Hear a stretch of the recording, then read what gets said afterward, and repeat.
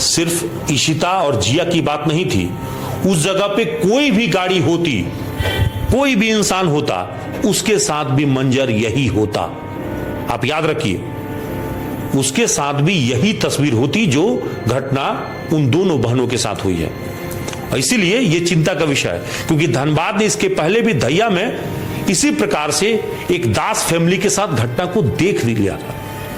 वो देखा था वो मंजर, कैसे रोड रेज में एक हंसता खेलता इंजीनियर का परिवार जो बीसीसीएल में नौकरी किया करता था, अपनी पत्नी और बच्चों के साथ बाइक पे गुजर रहे थे, उसमें किसी तरह से सही सलामत उनका बच्चा बचा है, लेकिन आज भी वो उस घटना का, उस हादसे से उबर नहीं पाया है। उसमें उनके पति पत्नी का निधन हुआ था और आज इस घटना ने एक बार फिर से धनबाद को बहुत बड़ा चोट दिया है और इससे हर कोई स्तब्ध है, दुखी है। चलिए, पूरी इस मामले पर बातचीत करने के लिए हमारे बीच में झारखंड अभिभावक संघ के अध्यक्ष पप्पू सिंह हैं और इसी संघ के महासचिव मनोज मिश्रा जी हैं। पहले हम दोनों से बातचीत करेंगे। पहले पप्पू जी, आप ही से क्या चाहते हैं आप लोग इस घटना के बाद से? इस घटना से काफ़ी मर्माहत हूँ, दुखी हूँ। कल जो घटना हुई, एक पूरा परिवार बिखर गया। 2 बेटियाँ थी, दोनों नाबालिग थी, एक 12th में थी, एक 9th में थी। इशिता 12th में थी और जिया 9th में थी। दोनों जो घटना हुआ उसमें जो 2 नाबालिग बोला जा रहा है ड्राइवर थे और ड्राइवर के साथ एक बैठे हुए थे जो चला रहे थे, वो भी शायद नाबालिग हैं, जैसा समाचार पत्रों से ज्ञात हुआ। तो कहीं ना कहीं ये जो तेज़ी से वाहन चलाने की युवाओं में प्रक्रिया है, इस पर नकेल कसने का काम पुलिस प्रशासन को ही करना होगा। ट्रैफिक तो रहता है, हीरक पॉइंट में भी ट्रैफिक है, झारखंड मोड़ में भी ट्रैफिक है, बरवड्डा में भी ट्रैफिक है, आपका रणधीर वर्मा चौक में भी ट्रैफिक है, लेकिन अमूमन देखा गया है कि वो ट्रैफिक पुलिस दूसरे कामों में ज़्यादा व्यस्त रहती हैं। जो उनका मूल काम है देखना कि कोई दारू पी के तो नहीं गाड़ी चला रहा है, स्पीडोमीटर से चेक करना, वो सब जो प्रक्रिया है उसको अनदेखा कर देती है। बल्कि वो दूसरे काम में हेलमेट चेकिंग, ये सब छोटे छोटे कामों में वो भी ज़रूरी है, लेकिन सबसे ज़्यादा ज़रूरी है कि जो ये नवयुवकों में स्पीड से गाड़ी चलाने का प्रचलन है। बड़े बड़े आजकल बहुत तरह के गाड़ी, जैसे कल की घटना में स्कॉर्पियो गाड़ी थी, ऐसे लैंड रोवर है, बहुत तरह की गाड़ियां हैं। जब उनके हाथ में, नाबालिग के हाथ में स्टीयरिंग आती है तो वो अपने आप को बादशाह समझने लगते हैं। जी बिल्कुल, देखिए ये बात सही है मनोज जी। सवाल यही है कि हमारे यहाँ 2 लेन से 4 लेन हुआ, 4 लेन से अब 8 लेन हुआ। झारखंड की पहली 8 लेन सड़क है और ये हादसा भी 8 लेन पे हुई है। तो सड़कें चौड़ी हो गई, चीज़ें सब कुछ ठीक हो रही है, लेकिन आज भी लोगों के पास में कॉमन सेंस नहीं है कि ड्राइव कैसे किया जाए, अच्छी ड्राइविंग कैसे हो। और अपने से ज़्यादा अब अगर आप सुरक्षित तरीके से गाड़ी चला भी रहे हैं तो दूसरे वाले की गलती का आप शिकार हो सकते हैं। खतरा तो इस बात का है। बिल्कुल, आप जो कह रहे हैं बिल्कुल सही है कि आज 2 लेन से 4 लेन, 4 लेन से 8 लेन हो गया, लेकिन लोगों की मानसिकता अभी तक 8 लेन में चलने वाली नहीं हुई है। ना ही यहाँ के ट्रैफिक पुलिस हो या प्रशासन हो इस ओर कोई कार्य कर रहा है।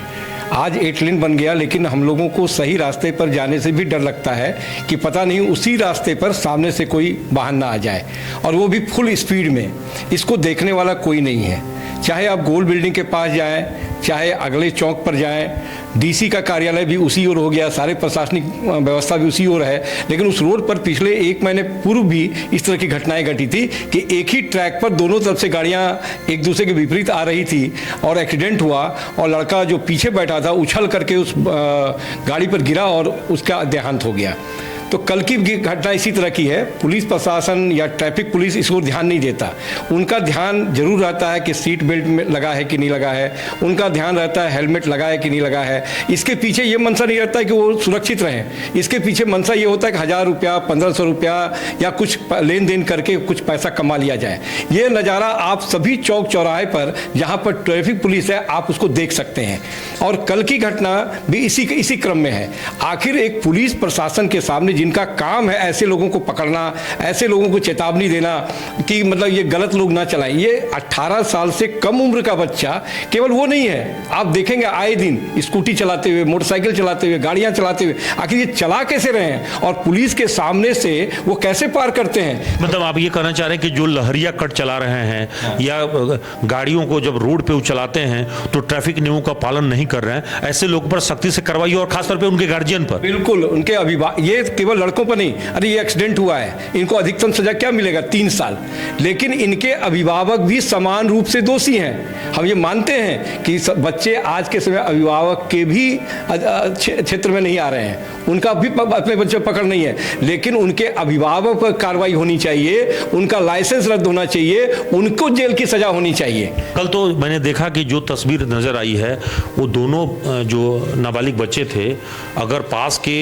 दुकानदार उनको सेव नहीं करते तो कल की घटना काफ़ी ज़्यादा लोग आक्रोशित थे। और सबसे बड़ी बात तो ये है कि ये गाड़ी जो है गोविंद मंडल के नाम से निबंधित है, मतलब वो उनके परिजन होंगे और वो गिरिडीह के रहने वाले हैं। सबसे दुर्भाग्यपूर्ण बात है कि क्या वो नहीं जानते हैं कि इनके कम उम्र के बच्चों को एसयूवी हम पकड़ा दें, क्या वो नहीं जानते थे? तो ऐसे में गार्जियन के ऊपर सजा होनी चाहिए, क्योंकि ऐसे लोगों की वजह से ये घटना हो रही है समाज में। बिल्कुल, मैं यही कहना चाहता हूँ कि नाबालिग बच्चे अगर गाड़ी चलाते हैं और उनको पुलिस पकड़ती है तो उनका जो सजा है तो मिलना चाहिए, उनके अभिभावक को भी सजा मिलना चाहिए और ऐसा प्रावधान भी है।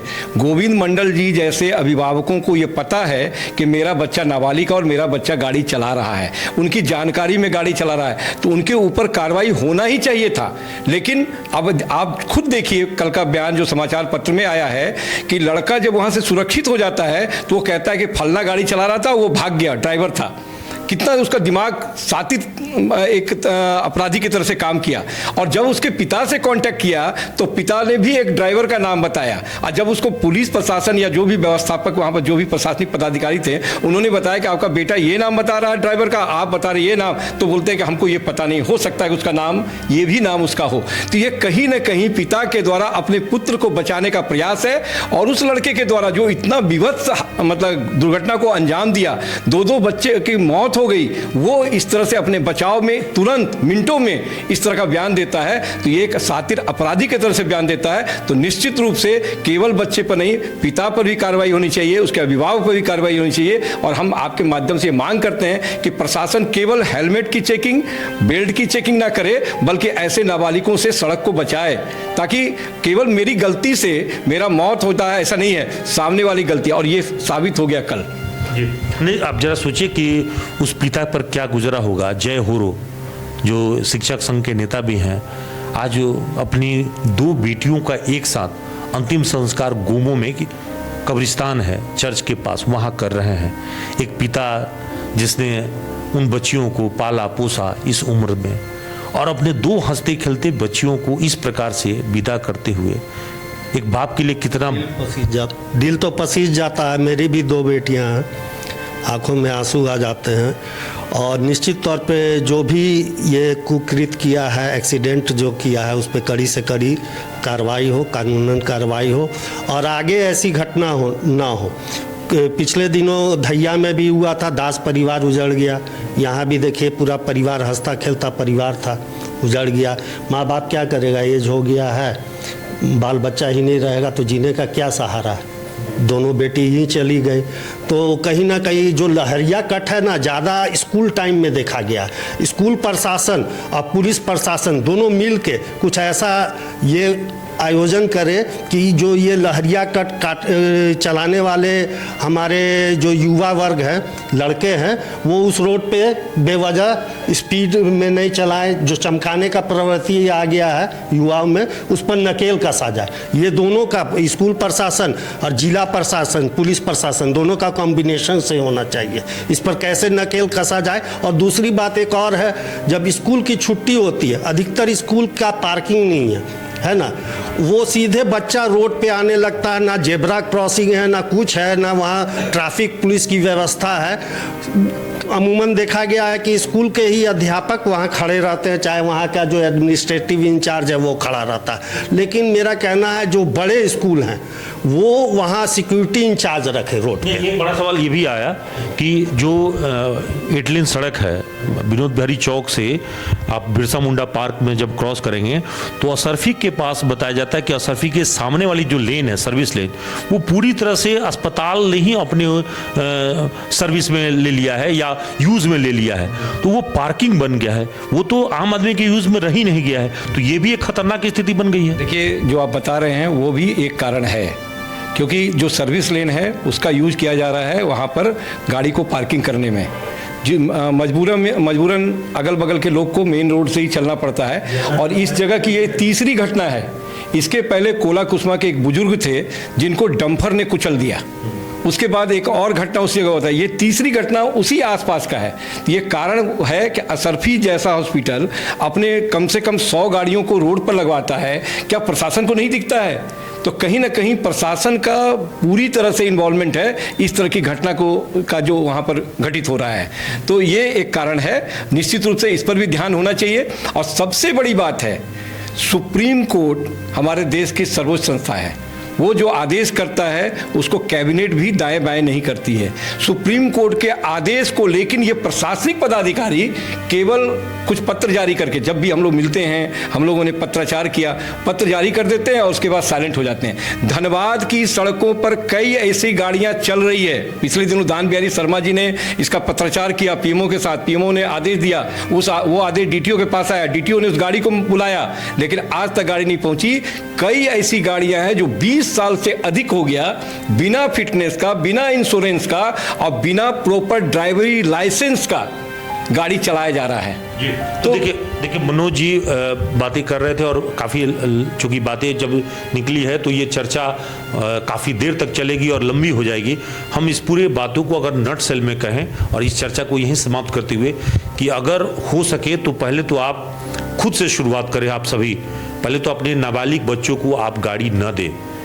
18 वर्ष से कम उम्र के किसी भी बच्चों को हाथ में आप गाड़ी बिल्कुल नहीं दें, भले ही वो बच्चा कितना भी आपसे जिद कर रहा हो, स्कूटी की मांग कर रहा हो, बाइक की डिमांड कर रहा हो, तो आप इसकी मांग पूरी नहीं करें।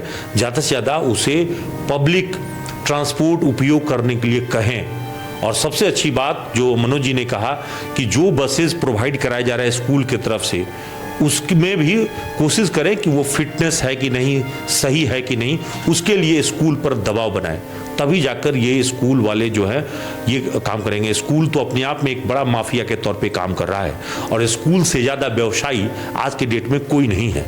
उसे अपने खुद के सिवा या पैसे के सिवा उसे किसी की चिंता नहीं है कि गार्जियन क्या किस हालात में है, बच्चे किस हालात में है, उसे कोई चिंता नहीं है। अगर चिंता होती तो शायद वो अपनी सुरक्षा के अलावा बच्चों की सुरक्षा पर ज़्यादा ध्यान देता। दूसरी बड़ी बात जो मसला यहाँ पे है कि इस पूरे मामले में जो अभी तक सामने आया कि प्रशासन को सचेत होकर कार्रवाई करनी होगी और सतत कार्रवाई करनी होगी। जिन सड़कों पर अतिक्रमण कर लिया गया है, रोड को घेर लिया गया है, उसे अतिक्रमण मुक्त करना होगा। उस 8 लेन का कोई फायदा नहीं जब यदि उस पर सर्विस लेन पर कोई और कब्जा जमा ले। तो ये प्रशासन की विफलता है, इसलिए प्रशासन को इस पर कार्रवाई अविलंब करनी चाहिए। और सबसे आखिरी में जो यहाँ पे सभी लोगों का मत है कि नियम के तहत जो ट्रैफिक नियम है उस नियम का पालन अगर सभी करें तो संभव है कि ये दुर्घटना कम हो जाएगा। क्योंकि आज के डेट में धनबाद में 2 ही कारणों से सबसे ज़्यादा दुर्घटना होती है। अभी तक अगर आप कहेंगे कि यहाँ हाईवा जो लोहे का दैत्य है, ये सबसे ज़्यादा लोगों को अब तक शिकार बनाया है। और दूसरा शिकार सड़क पर हो रहे हैं बेतरतीब तरीके से गाड़ियों के परिचालन की वजह से। उसमें एसयूवी और जो ज़्यादा जो गाड़ियां हैं स्पीड वाली गाड़ियां, उन गाड़ियों को चलाने के दौरान थोड़ा सावधानी बरतने की ज़रूरत है। और स्पेशली जिन्होंने ट्रैफिक नियमों का पालन नहीं किया है उस पर कड़ी कार्रवाई की ज़रूरत है। यानी प्रशासन अगर जाग जाए तो शायद ये सभी जो अभी तक सड़क पर इस तरह की घटना हो रही है, इस घटना पर लगाम लग सकेगा। फिलहाल के लिए इतना ही। आज के लिए सहयोगी नीतीश के साथ कुंवर अभिषेक सिंह, न्यूज़ एएनपी, धनबाद।